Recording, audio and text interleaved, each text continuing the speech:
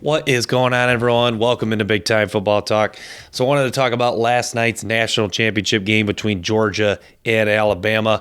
And Georgia defeated Alabama by a score of 33-18.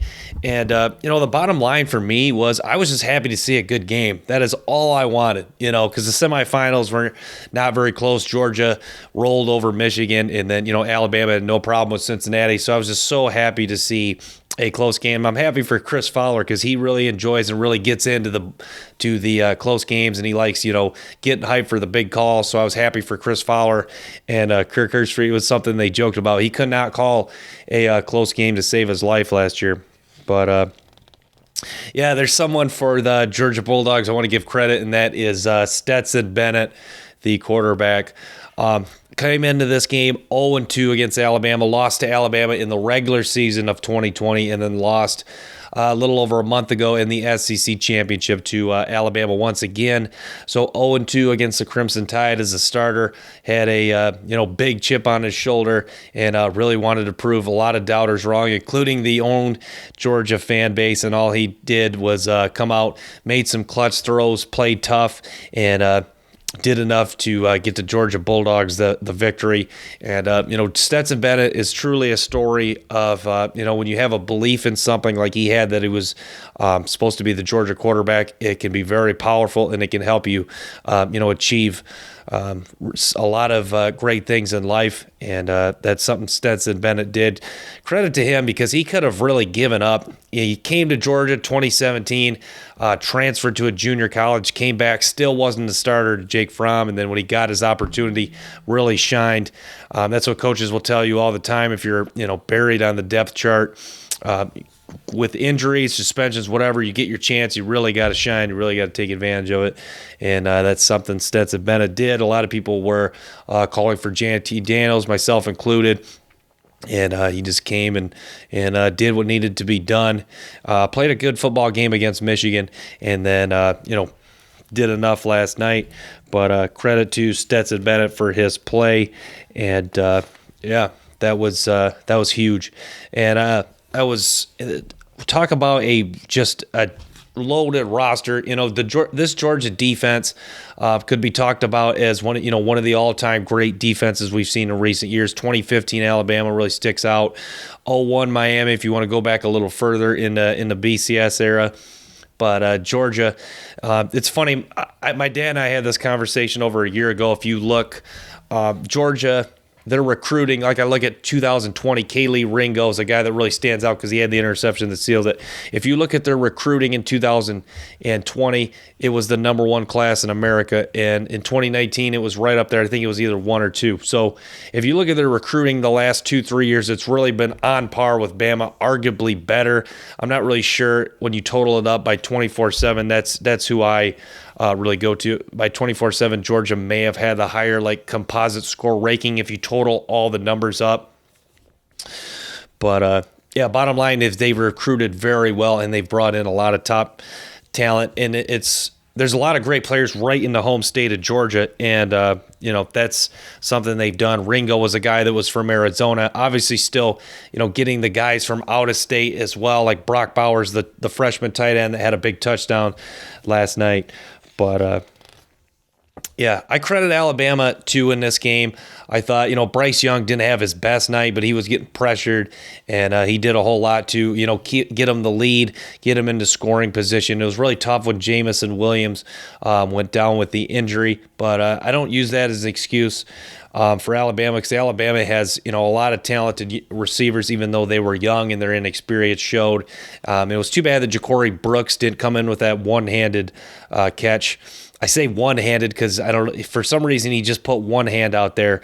That would have set him up. But I still think Georgia would have pulled it out if Jamison Williams comes into that game. And I know a lot of Alabama fans will debate that, but I think it's a tad closer. But I think Georgia still does pull it out because it seemed like they just had a will and a want to get that thing done last night.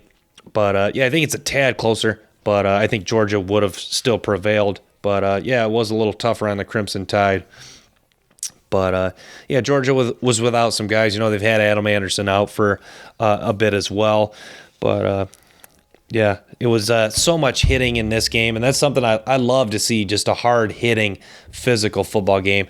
And Lewis Cine, the safety for Georgia, definitely deserved to be the defensive MVP because he was just making so many good open field tackles, such a hard hitter, just plays with a lot of passion. Nakobe Dean holding Channing Tindall accountable on that play.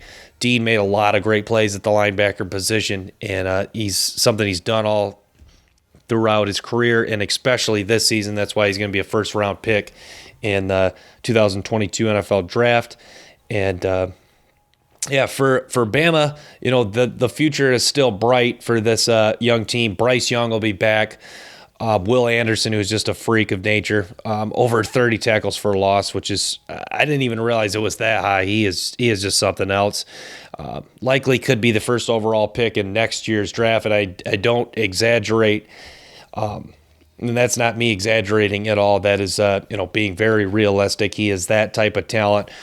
Bryce Young, could be in that mix too. C.J. Stroud from Ohio State, but that's a different discussion for a different day. But Nick Saban was very classy in the interview after the game. I was very impressed that he gave Kirby Smart credit, and I think he has a lot of respect. He said this, but I think he truly means it for what Kirby Smart's done for the Georgia Bulldogs, and I think he knows that Georgia is going to be a team to be reckoned with for a long time. And like Alabama, as long as Nick Saban's walking the sidelines, as long as Kirby Smart is recruiting at a high level and remains walking the sidelines, I think they're going to be a very tough out in the SEC East. And with Florida down, you really like Georgia's chances to win it this year. And I really took a shine to Georgia this year. I actually had the bold prediction week 1 that they were going to come out and make a statement against Clemson, and the defense did.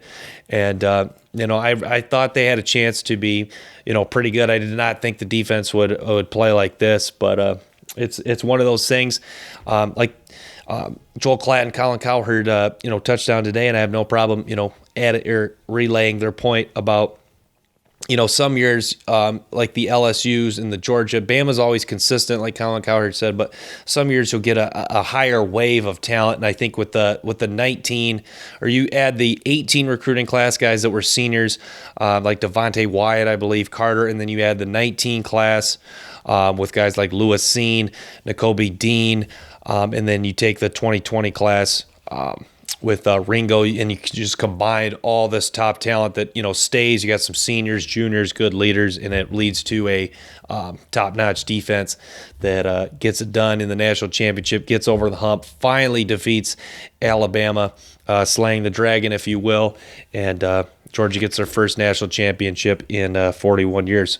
But that's all I have for you guys today. Make sure to stay tuned and for more videos. Make sure to like and subscribe if you guys enjoy this type of content, and stay tuned for more, guys. Till next time, peace.